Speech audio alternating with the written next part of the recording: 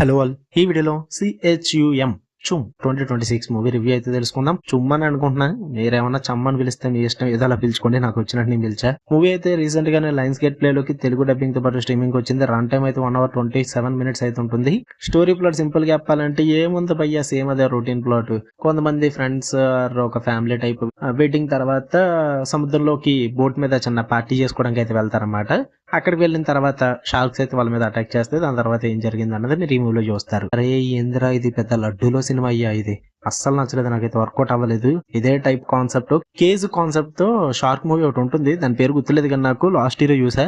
Same అదే concept ఎక్కడ కూడా ఉంటుంది అనమాట. కాకపోతే కొంచెం పాయింట్ ఆఫ్ వ్యూ మారుస్తారు అంతే. ఆ పాయింట్ ఆఫ్ వ్యూ చెప్పేస్తే స్పాయిలర్ అయిపోతుంది, నేను చెప్పట్లా. నాకైతే అస్సలు నచ్చలేదు మూవీ. కాన్సెప్ట్ పరంగా కానీ, సెటప్ చేసిన విధానం కానీ, పర్ఫార్మెన్సెస్ కానీ, అండ్ ఆ మనుషులు తీసుకునే డిసిషన్స్ కానీ అన్ని కూడా చాలా అవుట్డేటెడ్ గా, చాలా రొటీన్ గా ఉంటాయి. ఇలాంటి షార్క్ మూవీస్ మనం ఒకటి కాదు, రెండు కాదు, చాలా అంటే చాలా చూసేసాం. మీకు సింపుల్ గా చెప్పాలంటే రీసెంట్ గానే ది డెవిల్స్ మొత్తం ఒకటి వచ్చింది.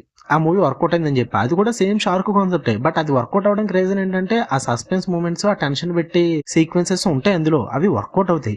బట్ ఇక్కడ అలాంటివి ఏమీ ఉండవు, జస్ట్ డంబ్ డిసిషన్స్ అంతే. అలాగే రెవెంజ్ ప్లాట్ ఒకటి ఉంటుంది షార్క్ మీద.